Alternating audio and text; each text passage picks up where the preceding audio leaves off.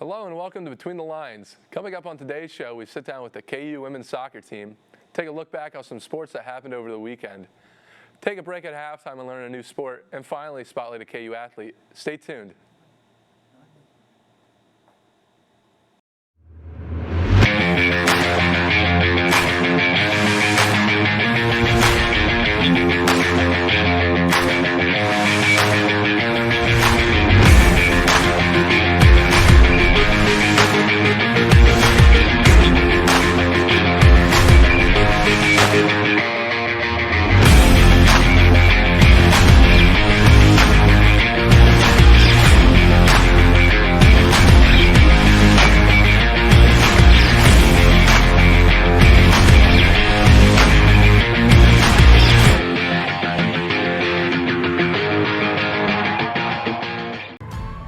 It starts as a golden bear, but where you finish, that's untold.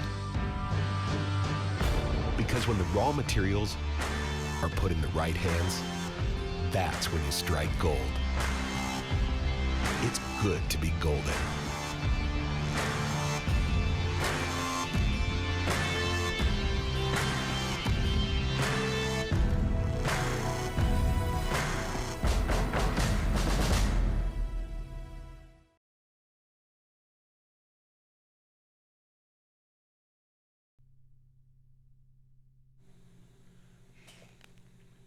Hello and welcome to this week's edition of Weekend Update. I'm your host, Stephen Weiss. And I'm Hunter Velke, filling in for Vince, who's sick this week, unfortunately. Vince, get better. Hope you feel better soon, Vince. All right, we got a lot to get into. So we're going to start off first this week with football.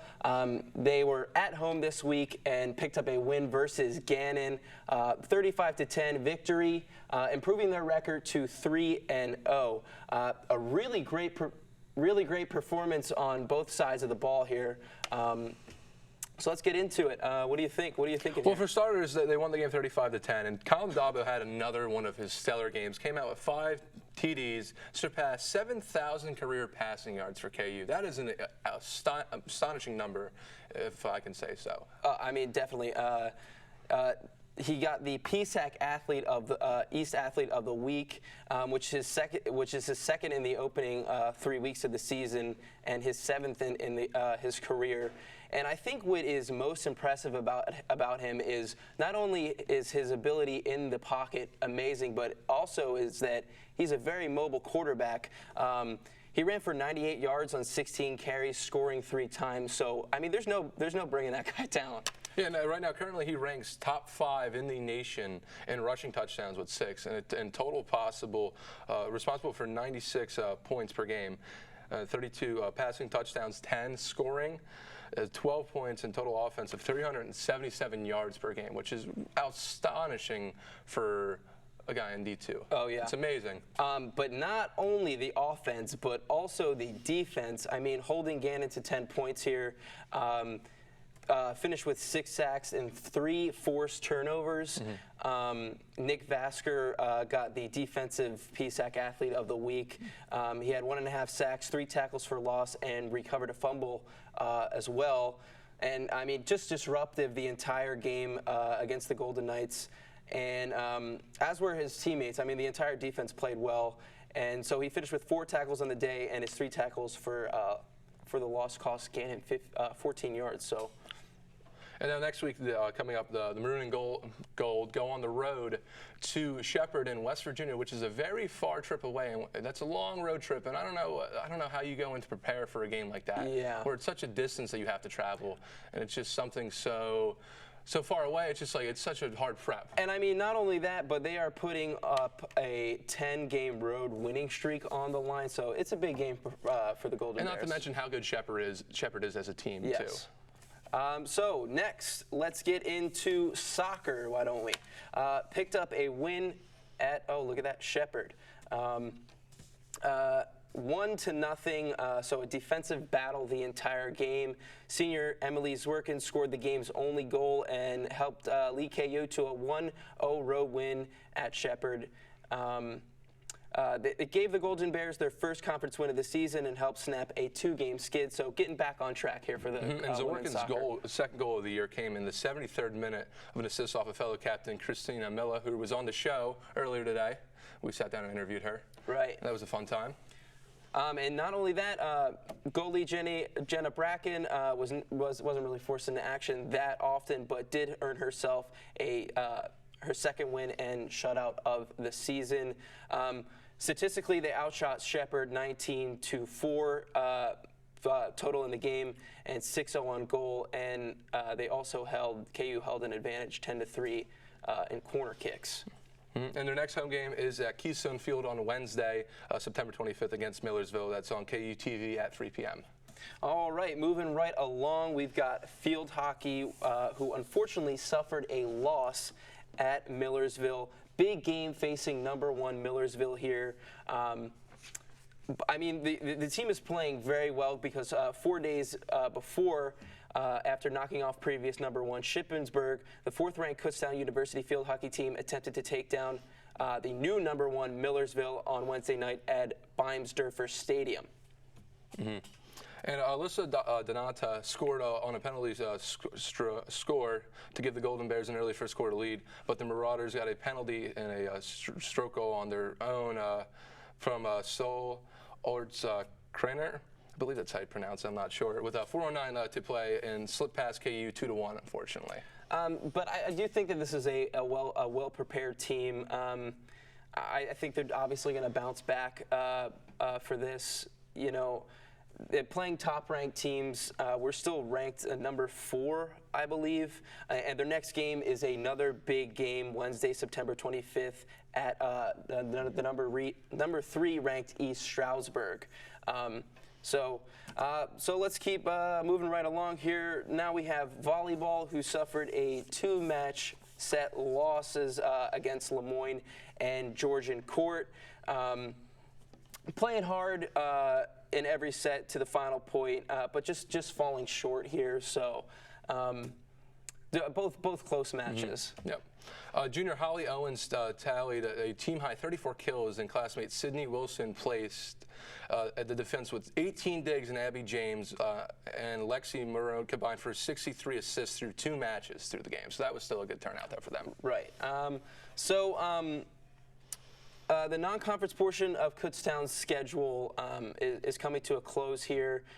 They're finishing 6-4, and they will begin PSAC conference play next weekend with matches on the road at Slippery Rock on Friday, September 27th, followed by Clarion the following day. You know, a lot of good stuff going on here. Big wins. I think that even with the losses that we discussed, I mean, these teams are well coached, well prepared. They're definitely going to be able to bounce back from this. I'm really hoping that the women's soccer team can get that home win to open Keystone Field. So I believe that is all we have for you today. Thank you for tuning in to this week's edition of Weekend Update. Stay tuned for more Between the Lines.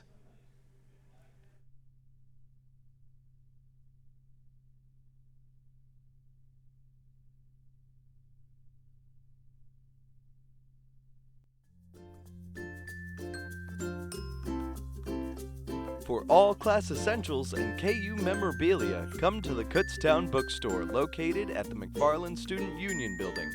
If the women's or men's basketball team wins their game, get 20% off clothing apparel, and if they both win, get up to 40% off clothing apparel. Come down and check it out now.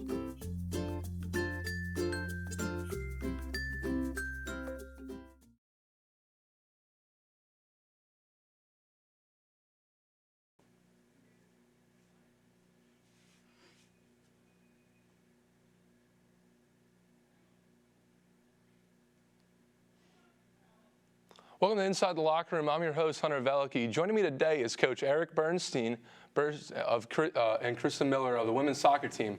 Thank you guys for sitting down with us. The start of this soccer season not only brought a new team, but a brand new home field. What was it like preparing for the whole brand new Keystone Field? A lot of excitement prior to getting on the field, and then we were fortunate enough to be able to have at least one practice session prior to the first game. But the facility itself, not just for our women's soccer program, for the general student population, is something that was so desperately needed, and the university did a great job. So it's been really, really exciting for us in the build-up to this season. Now, coming up to the opening of your first game, was there any concern that you guys weren't going to play the first game there? I don't really think so. I think they had to be cautious. I mean, they were making good progress, but anytime you have a construction project, anything could go wrong. So I think everyone was being cautiously optimistic about opening on that day. I think that was always the target, and they found a way to get it done, and it was a tremendous, tremendous atmosphere the night that we played ESU to open the field. What new features are you most excited about this new field? Well, I mean, the surface is great. I mean, I prefer grass, but in this area of the country, turf is something that you absolutely need, and the surface is absolutely beautiful. But I think everything that they put in, from the lights, the new scoreboard, even the permanent seating, it just makes it such a great venue, not just for the players, but for the people that come to the game. And we do attract a lot of fans, so now you have a better fan experience when you come to a game as well. Christina, how did the team feel about the new field? Oh my gosh, it's incredible. We were all so excited about it, and just knowing how many people before us had fought for that field and that we were the ones that actually got to play on it was just an amazing feeling. Now, you said you guys only got to practice one time prior to your first game. What was it like walking on the field for the first time? It was exciting. I mean, we, for a number of weeks, because of just other parts of the project, the field was done. So during preseason, we would walk by it, you would see it, but we couldn't get on it yet. So I think that first night, it was a little surreal. I know there was a lot of excitement around the team. We tried to enjoy enjoy that moment, and it was just a really historic day for our program, and a great moment for the university to have something now that anybody can use anytime they want. Now, Christina, the field prior did not have any lights. What was it like going out there with the lights on for your first game? Oh, it was amazing. It was. We've never played a night game on Keystone Field, obviously, because we've never had lights like that, and just all the fans and everything there. It was just an incredible experience.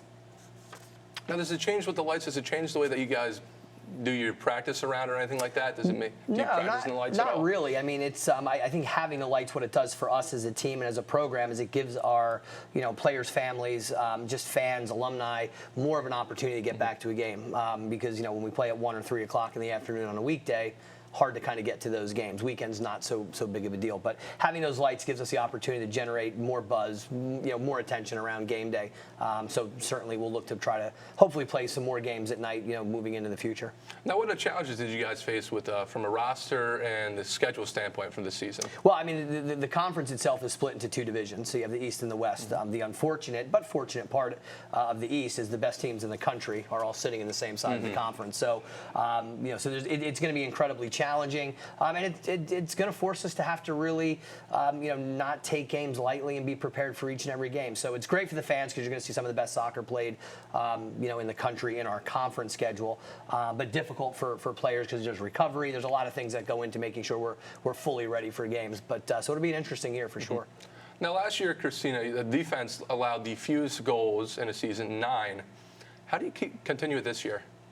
I mean, we're just looking to do the same thing. We're always looking to try and shut teams down, everything like that. I mean, obviously, as Coach had just talked about, we're in a very good side of the division, and so it's going to be difficult, but it's a goal that we can accomplish, and we hope to accomplish as well. Now, they always say in sports, good defense turns a good offense. How do you translate from your defense into offense now?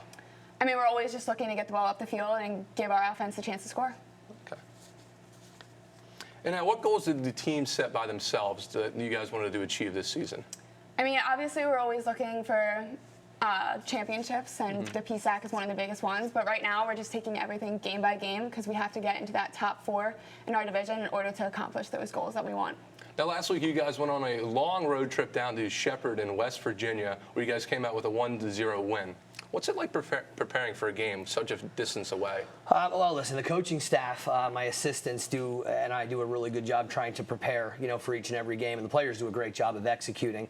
But sometimes, you get on the road, especially all day of class, or you're getting a quick lunch, and you get to the field, and sometimes you can be leggy. Sometimes you can be, the bus runs late, and the warm-up is shorter. So there are challenges being on the road. So we try to do a really good job logistically to make sure that we're leaving in enough time, but we're not rushed, but we're not there too early. So it's a bit of a balance. And road games are always hard in this conference because the teams are very, very good. So to come back home, having beaten Shepherd, getting 3 points in our first conference win was a huge step in the right direction. But now we got to follow that up with a good home result against Millersville. Now, Christina, how do you prepare for road games with classes and other things like that? We just usually have to let our teachers know if we're not going to be there in class, and then we all do our homework on the bus, and we figure out ways to get everything done that we need to get done. Now, speaking of last week, you guys played Shepherd. What do you guys think about Shepherd being introduced into the PSAC this year? It's any time you could add an athletic department that's going to strengthen our conference as a whole, it's a good thing. I mean, certainly we don't really focus so much on, what the conference is doing, but we know that, anything that usually is done in the PSAC is done to make the conference stronger and more competitive, and I think they've done that with adding Shepherd. Now, coming up, you guys, your next home game, you guys are playing number 15 ranked Millersville. Sure. What does it take planning when you come into a higher ranked team like that? What do you guys have to do more? Well, to be honest, this is a little bit of new ground for us. We're typically the nationally ranked team playing teams that are not ranked. So for us, it's just nothing really changes. I mean, we're very focused, one game at a time this year. We've been in these positions. We've played in big games. So we look at it as just another game. Typically, we're the team with the nationally ranked number next to our name. This week, we're not going to be, but. So I don't think there's really any difference. There's no change in how we prepare. I think the mentality of the team is right. I think we've done some things after the Shepherd game to prepare a little bit better. So I think for the first time, with our shorter preseason, we're probably the most prepared for a game going into this Millersville game than we have been in previous matches so far this season. Now, Christina, what's it like? What are the vibes in the locker room like this year from your previous years if you're a senior now? I mean, we always try and keep the vibes very up. We try and get ourselves hyped for every single game. We listen to music, we yell and scream for each other and everything like that, and get ready to get ourselves up for a game. Now, what role do you take in the locker room yourself? Are you a vocal person? Are you a quiet one that sits back? Or where do you stand in the locker room? Kind of in between, I would say. I mean, I definitely try and get the team hype and everyone ready for the game, but I also try and focus myself for the game as well. But I mean, we have tons of seniors and a lot of upperclassmen on this team that we all lean on to get the team ready for the game as well. Well, that's all the time we have for today for Inside the Locker Room. Once again, I would like to thank my guests, Coach Eric Bernstein and Christina Miller. We'll be right back after this short commercial break.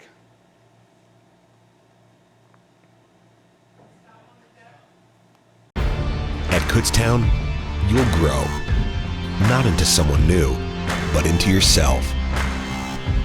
At your best, there's no limit to what you can do.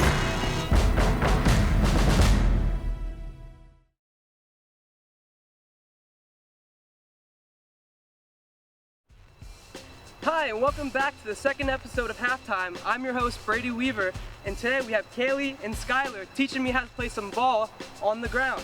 Let's get started. Alright, so the first thing we're going to teach Brady is how to pass the ball. There's 3 elements to pass the ball. You should have your foot 2 inches off the ground, you should always use the inside of your foot, and you should always use your back foot when you try to pass it. Let's try it. Alright. Go. Stuff, keeping it on the ground and everything. Ways, right? Back.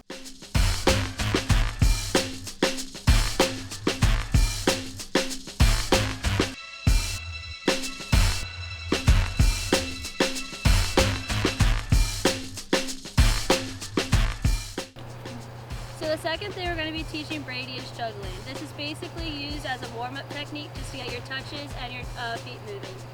And the 3 elements that you should have, you should always be hitting the ball with your laces, toes are curled, and your ankles are locked. Let's try it. Here we go.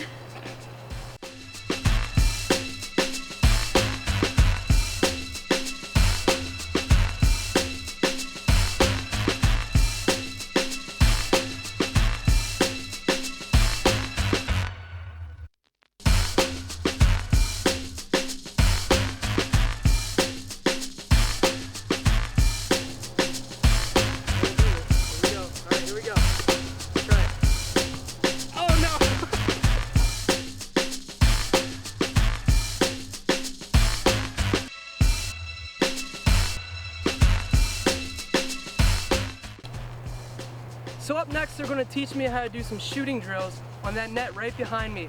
Hopefully I can end up looking like Messi making that shot. What do you guys think? I think you have a good shot at doing it. Yeah, for sure. All right. There's 3 things you need to do to score. Low, hard, and in the corner. Here we go.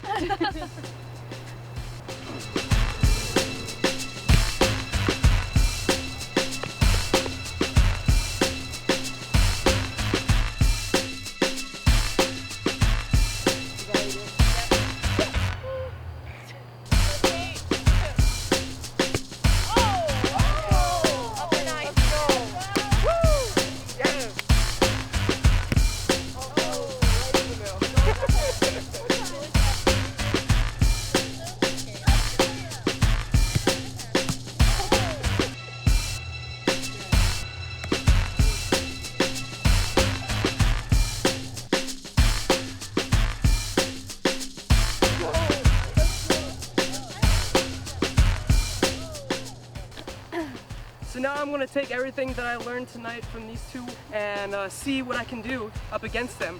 1v1. Let's get it.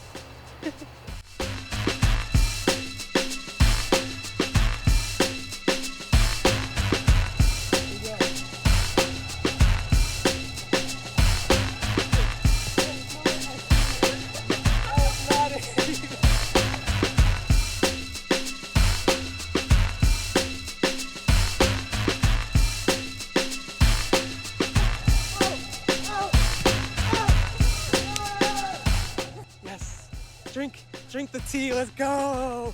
Woo!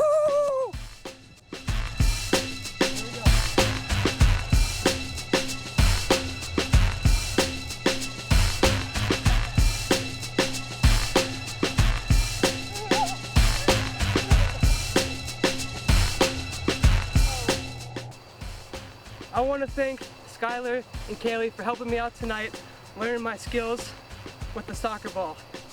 Tonight, things were lost, things were found. I have new talents that I never figured out, and man, it feels great. This has been Halftime with your host Brady Weaver. Back to you.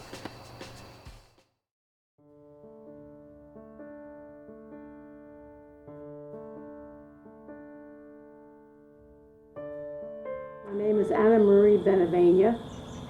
I was diagnosed with breast cancer. I couldn't wrap my brain around that I had cancer because I always thought you were going to die. People think it's going to go away on its own, and it'll never happen. Are you aware?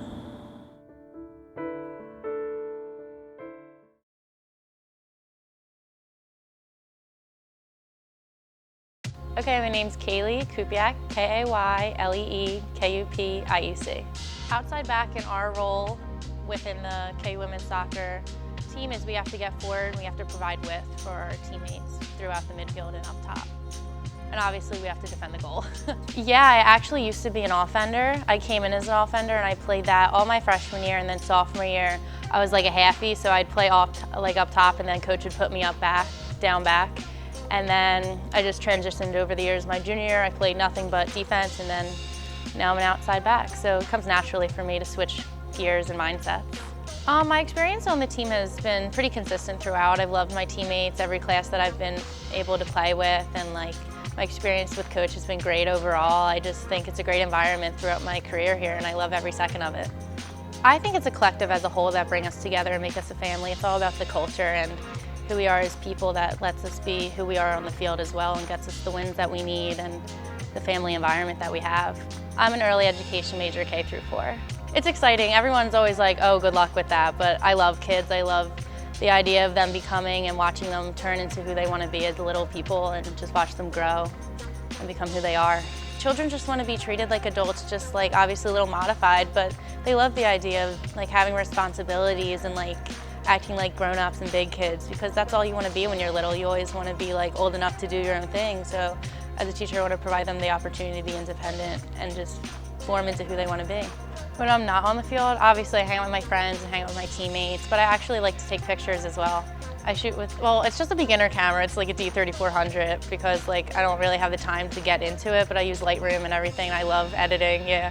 But when I'm older, on the side of teaching, I want to actually do photography and capture kids, just doing whatever the parents want, just little photo shoots and stuff, birthdays and whatever, you know. I actually take a lot of candids. I know you said you're not comfortable taking candids, but I think that's the best when like you capture people in their moment. I think that's when they express like their real like feelings and stuff when they're caught off guard.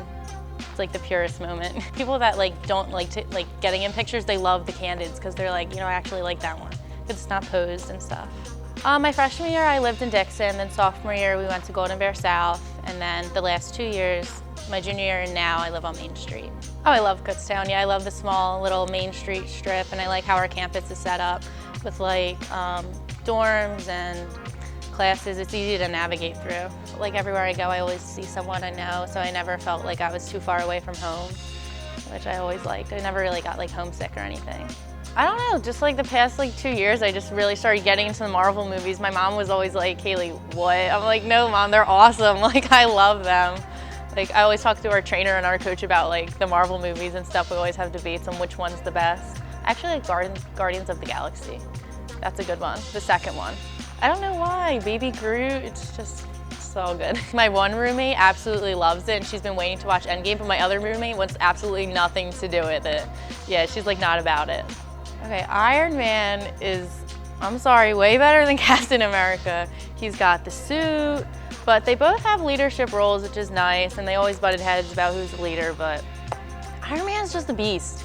He's literally just like a tank. He's awesome. He's literally so awesome. Come on. He flies, he like is like Jarvis, and it's like, I don't know, I just think I'm a pretty easygoing person that is open-minded and always wants to like be there for people and make them feel like included and have someone to like I don't know.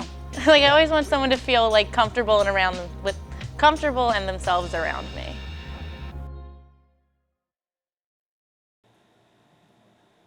Well, that's all the time we have this week for sports. Don't forget to tune in next week when we sit down with the tennis team.